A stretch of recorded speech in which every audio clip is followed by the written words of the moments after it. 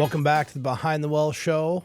Roger Abel back in studio with Elias Randall, and we're going to call him No Email Eli today.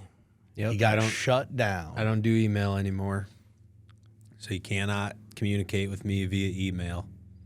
By the time this hits, you'll be able to. Yeah, probably. Yeah.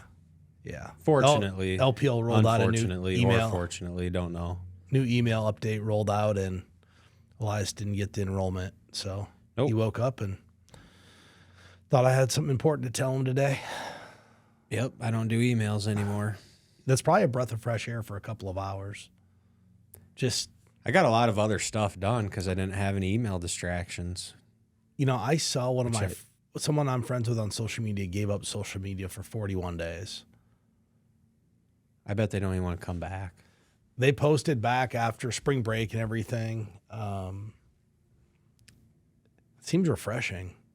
But I wonder, what did they do with their time? Because I'm going to venture to guess most people are spending a lot of hours every day on some type of a social media platform or email. I'm sure they lived a more productive and relaxing life. I don't know about more relaxing, but probably more engaged. Yeah. Right? They are more engaged with their family and their surroundings and people around them. It's easy to get distracted by the little phone. Yeah, but getting shut off on my email was a good reminder that I need to keep getting better at technology in general. Well, yeah, I should always get better at that. But, you know, there are days I do a really good job of like tending to my email at specific times, so it's more intentional. And I'm more productive when I do that. It's so easy to get distracted. Like you get one email and then or I'll be in the middle of doing something and then I'll see something in email. So then I tend to that, and now I'm doing two things at once. Not a good habit, at least for me. That doesn't really work that well for me. So emails become difficult for me. If I turn my phone off for a day, I'll have 500 emails in there, and they're not all spam. You know, probably, and actually most of them are not spam. Most of your 500? No. How are you getting it? Well, I mean, let's consider spam. Spam is, in my opinion, 100% stuff I don't want. But you start to think of all the product partners that we have, LPL, the bank, all these people. I'll come home from a day of not having checked my email, and it will take me 30 to 40 minutes to clean it out. You got to power delete them. How do you do that? You just delete the ones that you don't know who they're from. Well, I do that, but you got to be careful because you can delete the ones you need. Actually, have you turned the AI feature on? Well, no, wait, you don't have email. I don't have the new email. Well, my new iPhone has that AI feature that categorizes it. So last night, I got an email like 7:40, and it was a follow-up email to a previous email. And it said, hey, you need to handle this. This is high priority. It was a client email. Well, it was like 40 emails down in the list. I wouldn't have seen it. I was able to tackle it last night, but it was a little AI feature said, hey, these are the ones you should make sure you hammer, or if you get a DocuSign, which are easy to get buried, it'll move right to the top under AI high priority. I think it's called Focus, Molly said. So when you get your email turned on, it's going to be better. Sounds good. I'll do that. LPL here, I was rummaging through with Molly some of their marketing material, and I ran by a guide on here called Planning for Business Owners. And, you know, I got thinking about that. And, you know, in my opinion, a lot of business owners do a great job building their business, and they're really present in that business, but sometimes fall a little short when it comes to their personal financial planning. And I thought today would be a good time to talk about why it's important and reasons to actually create a financial plan if you're a business owner. And I think a lot of business owners look at their business as their retirement plan. And fair enough, it's probably a portion of it. But there's also some other reasons why I think it's important that business owners set up and create a financial plan.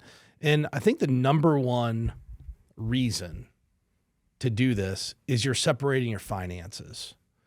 And I've seen businesses that kind of kept their, and typically it's early stage businesses, it's not really mature businesses, but single owner business, and they're not commingling their business accounts and personal, but they have a tendency to treat the business account as a big piggy bank when we need funds or we need to improve something.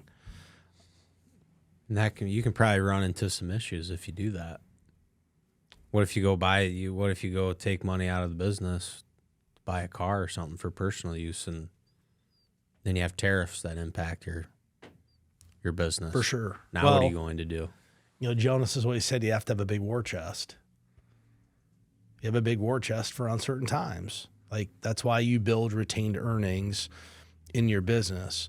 And I think, though, when you separate it, and I've found that business owners have a really good grasp on their business, have been able to effectively pay themselves a very steady salary, and then take distributions as needed versus just pulling all of the money out of the business. Because if you pull all of the money out of the business, you're going to starve it.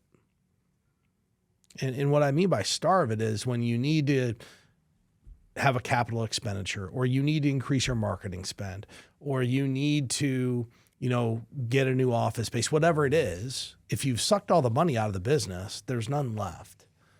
And a lot of businesses fail to build up retained earnings.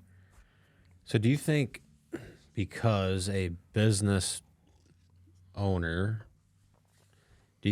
can you make an argument that it's more important for them to do some financial planning?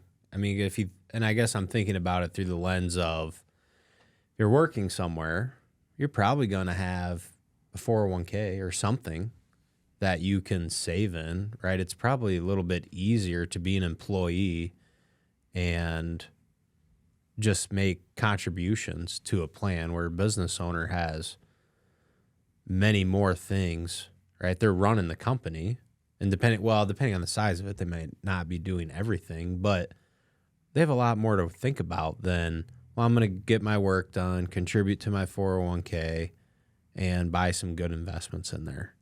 Typically, that's the last thing they're worried about. Yeah, I would imagine on a day-to-day basis, that's pretty far down the to-do list. Unless you have employees that you're providing benefits for, it's last it's last in your to-do list. Usually comes up around tax time when their accountant tells them, hey, maybe you should make a profit sharing contribution to your solo 401k, or contribute to your SEP IRA, or do some kind of offsetting of taxes at the end of the year. For most business owners that don't have employees or aren't offering benefits to their employees. And, I think you mentioned something that it might be more critical for a business owner to plan. It's hard to be a business owner because you have to have two budgets. You have to have the business budget, and you have to have the personal budget.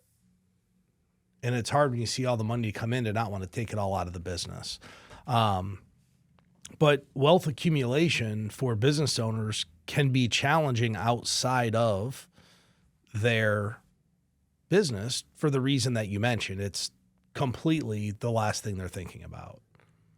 And with accumulating wealth, right, and investing, I suppose there might be kind of a sentiment that, well, my return on my capital is going to be better by investing into my company, right? Which is most likely true. It likely is true. Right. So then how do you address that? Is it, well, that some of your dollars, you could be more diversified by investing into the market, right? Because then you're participating in the growth of the overall stock market. Plus, you're also growing your own company. Here's how I attack it, because one of the things I've seen is that most business owners believe their business is worth more than it really is. Well, of course, that's just like Right. your house. When you go to sell your house, you think it's worth more than what other people 100%. do. And the business has some type of value. The question is, if you're 40 years old today, what will the value be in 20 years? And we all assume that the value increases. But what if it doesn't? What if some regulatory change happens? What if your entire industry shifts away from something you were doing and now the value of your business isn't worth much? So what I counsel business owners on how to approach what I will call financial independence, because I also believe most business owners don't fully intend to retire. I don't think their mind is wound that way. Like, even if they sold their business, they're probably going to move on to something different. Okay. But here's the way I think they should attack it.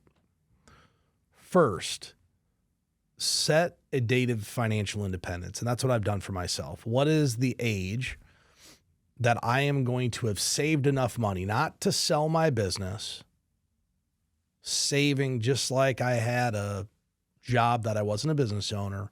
How much money do I need? What's the date in which I need to have that? And build a personal financial plan around that. So that's financial independence outside of Premier Investments. Outside of this company. Okay. So, hey, this is the date I'll have enough to live the life the way I want to live. And then whatever anybody's business is worth, it's just gravy. Because what if you want to sell it to your kids? What do you mean? What if? Well, if you have a business you want to sell like it you're to, saying you'd sell it for less, or are you going to sell that? Do you want to depend on your kids for your retirement, buying a business from you? Or do you want this to be a really stress-free way to go about it? Maybe you're just taking the salary out of it. So I think if a business owner... I mean, when you ask it that way, that's easy. Stress-free. Stress-free. And stress-free means you have to save. And there's a lot of business owners who make a lot of money. I mean, they do. Some don't. Some make a lot.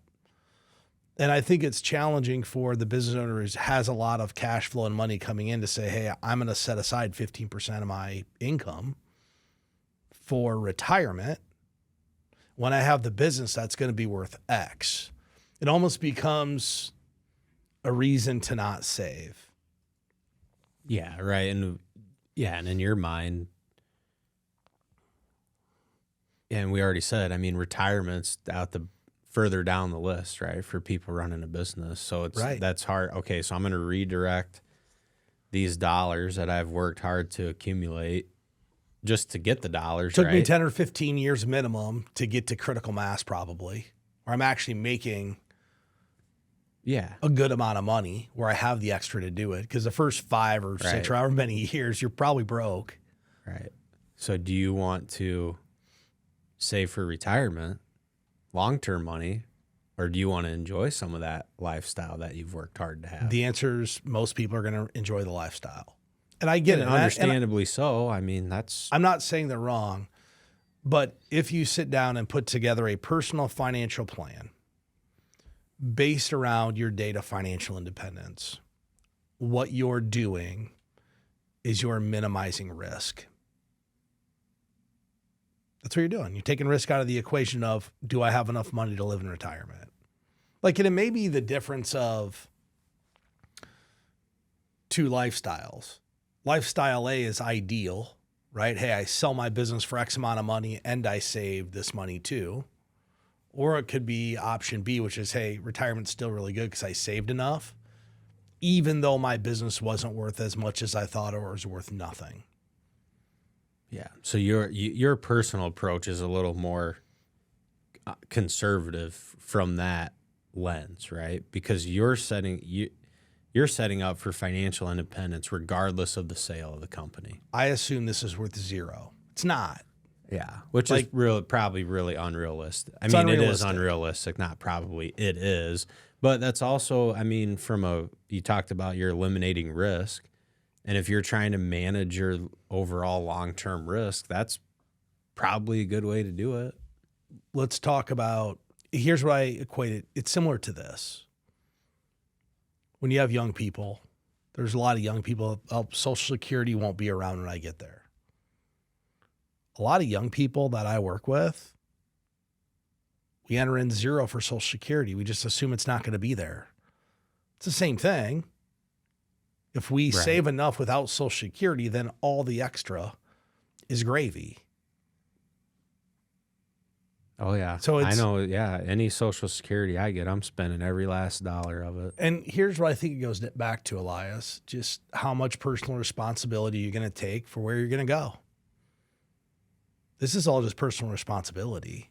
I'm willing to give up 15% of my paycheck to make sure that I have the lifestyle from this age till whenever. And the age of my financial independence is likely way earlier than I'll ever exit this business.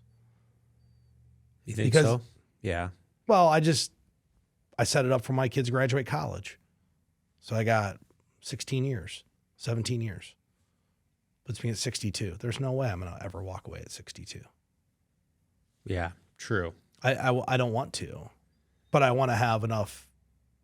I want the option to do it. Kind of like when we do a financial plan for an individual. Hey, what age do you want to retire? The optimal age. Okay, it's X. Well, what happens if I work 3 years later? It's just better. You'll have more money. You'll just have more money. It just makes everything better. So that's a little bit about how I do it. But when you put together this plan for business owner, it does some other things too. And I think as a business owner, risk is at the forefront a lot of times, because when you enter the world of being a business owner, you open yourself up to other risks that maybe aren't lurking for the person who has has an employer. I'm not going to say 8 to 5 job, but has an employer. Primarily liability. When you're a business owner, you're open up to different types of liability. And, when we put these plans together for business owners, a lot of times we find the gaps. And it doesn't really matter if someone has 2 million or 20 million. Risk is likely what they're most concerned about if they're a business owner. Yeah. What are some of the common gaps?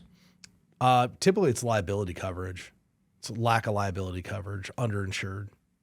Just in general, underinsured. Yeah. Okay. Like their policy has fine limits, but they have defined limits, but their blanket coverage that covers all the, what could happen in the world isn't enough. So liability coverage. Let's say you get in a car accident. How much coverage do you want? Most people, they have like $500,000. How far is $500,000 going to go if you injure somebody? Not far. If depending on who you injure too, right? I mean, if you injure a very successful like attorney or surgeon or someone, and then they can't work anymore. Yeah. So liability, here's all liability coverage is. And whether you're a business owner or an individual, everybody should be exploring liability coverage. You buy it from your property and casualty agent, usually in amounts 1 to 5 million without any additional underwriting. Okay, so my opinion, $1 million's the least amount.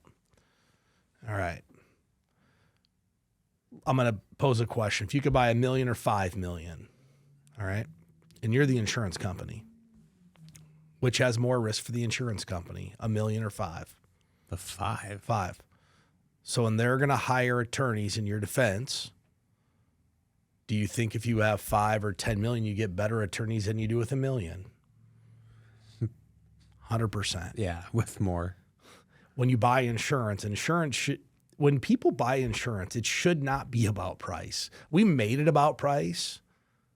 Insurance is not about price. Well, and it's about being a good neighbor too. Sorry. Hey, whatever. Well, I know, but all the insurance companies, right? Are they there for you till they pull out of the market? Yeah. Depends on where you're at. Right. Every insurance company, they're right. No. And I know there's one that uses that specifically, but all of them talk about how great of a friend and a neighbor that they are to people. So when I shop insurance, number one, I don't shop it. Price is not the determining factor for me. Coverage is the determining factor. And I'll give you a great example. And this happens, we talked about risk when you're a business owner. Well, you have business insurance, right? You have work comp, you have all these different insurances. And I was with a large independent agency, nationwide company. So they broker with everybody. And from the time I was there like 2 or 3 years, had my business, my work comp, my personal, everything there together.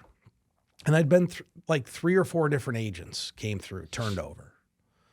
I had no idea really what my coverage was. I didn't know who to call. My personal was with one company. My lake house was with a different company. My business insurance is with a different company. Well, how easy do you think that is to keep it organized? It's not. It's not. Just you describing it, I don't think that's really the situation you were looking for. No. So I went to a person that I trust. She's been in the insurance business for a really long time. And I just took all of my stuff to her and said, make sure I'm insured correctly. That's it. Never was about price. It was all about, if anything, I overinsured myself. I bet that's what they wish everyone did. How much easier. But as a society, we've made it all about price. Yeah. You know the reason I went there? Because I actually trust the person. One, that they'll look out for our best interest.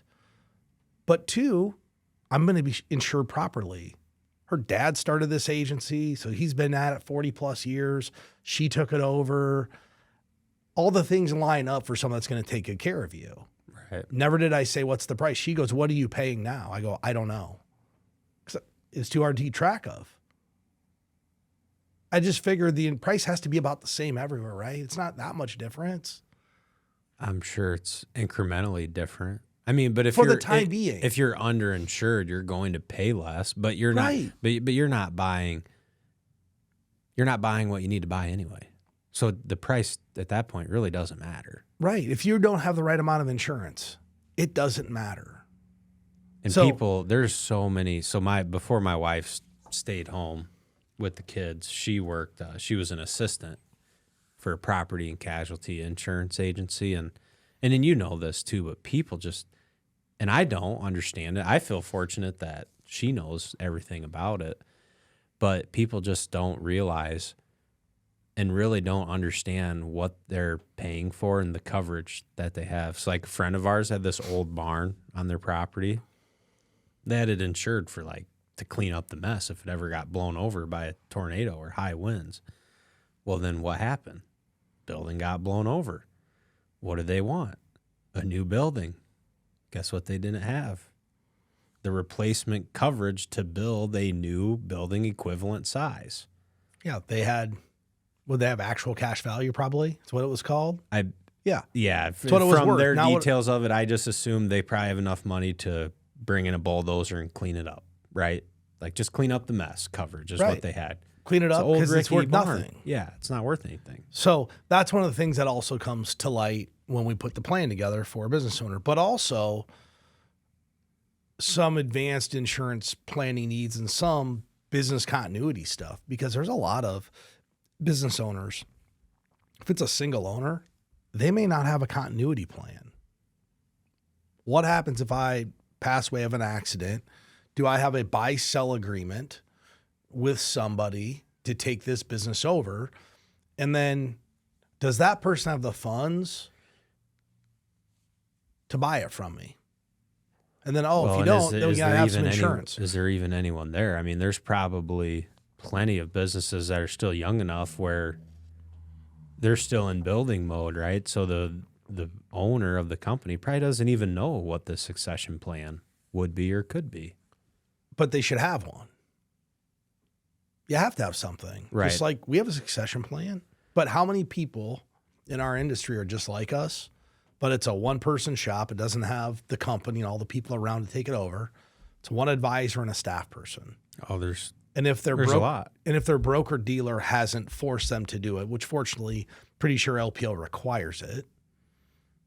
There's a lot of broker dealers, smaller broker dealers, they don't have the infrastructure. Really?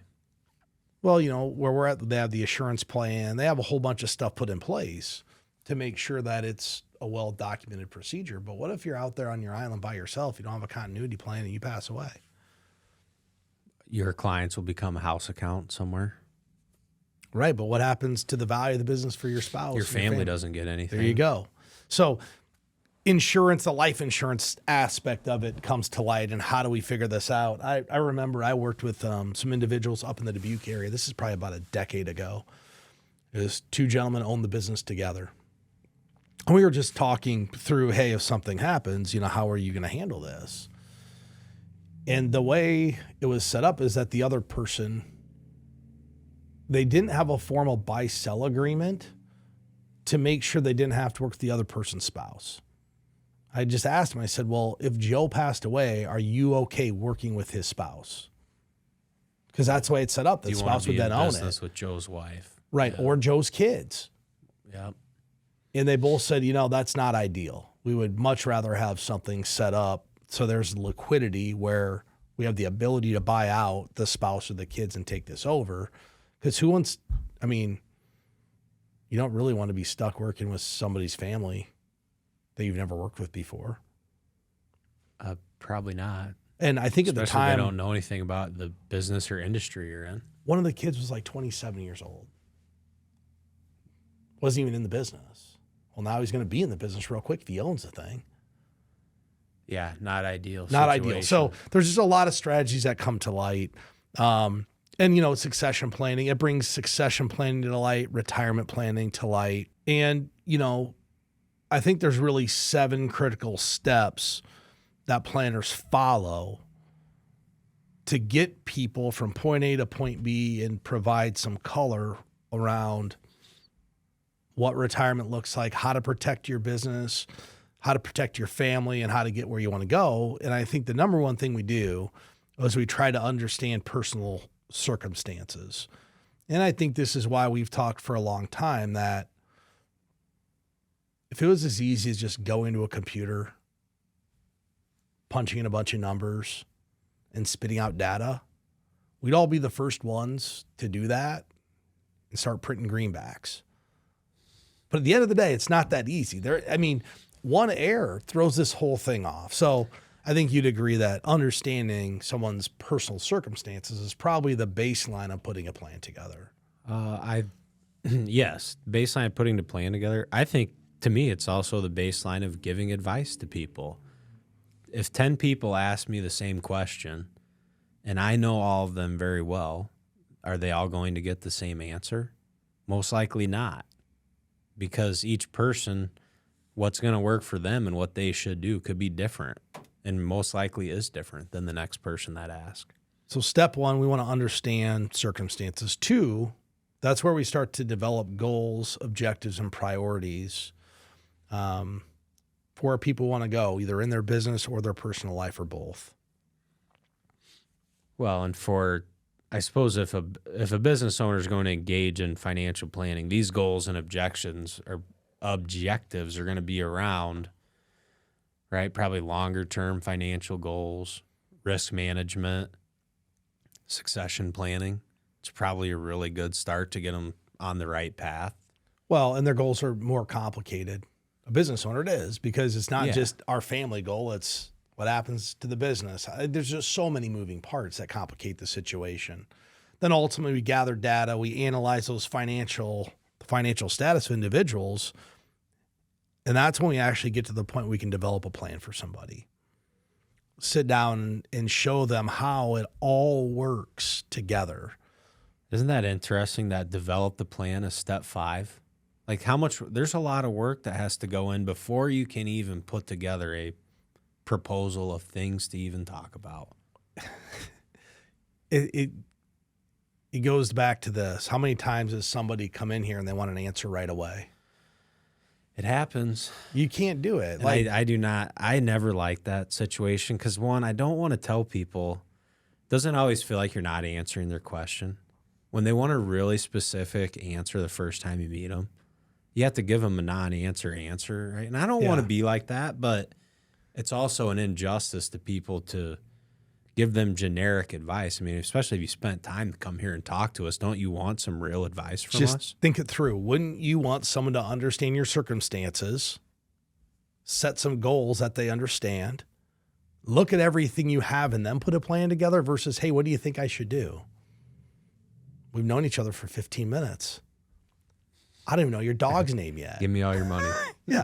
So develop the plan, and then ultimately you implement the plan. And then the last and probably the most important thing, once you do this, financial planning no longer is a static process. And what I mean by that is 15 years ago, you went to your financial planner, your financial advisor, put together a financial plan, printed you out a 120-page document, presented it to you.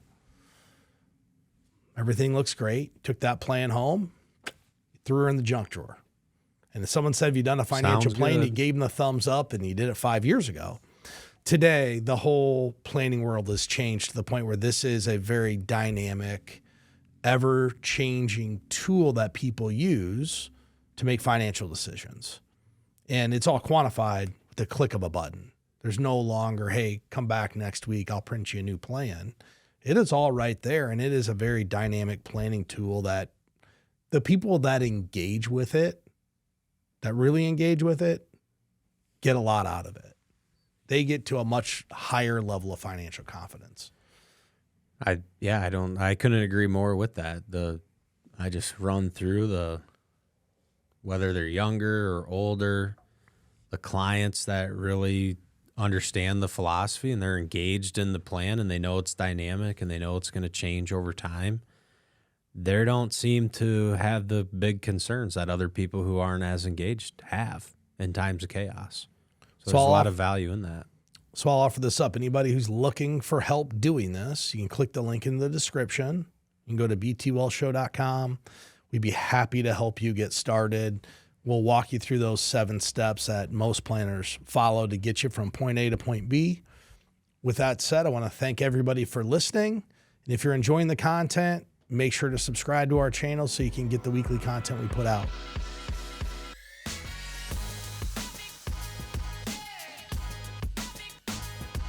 The opinions voiced in this show are for general information purposes only and are not intended to provide specific advice or recommendations for any individual. To determine which investments may be appropriate for you, consult with your attorney, accountant, and financial or tax advisor prior to investing. Premier Investments and Wealth Management and LPL Financial do not provide tax advice. Please consult your tax professional. Economic forecasts set forth may not develop as predicted, and there can be no guarantee that strategies promoted will be successful. There's no guarantee that a diversified portfolio will enhance overall returns or outperform a non-diversified portfolio. Diversification does not protect against market risk. Rebalancing a portfolio may cause investors to incur tax liabilities and/or transaction costs, and does not assure a profit or protect against loss. All performance referenced is historical and is not a guarantee of future results.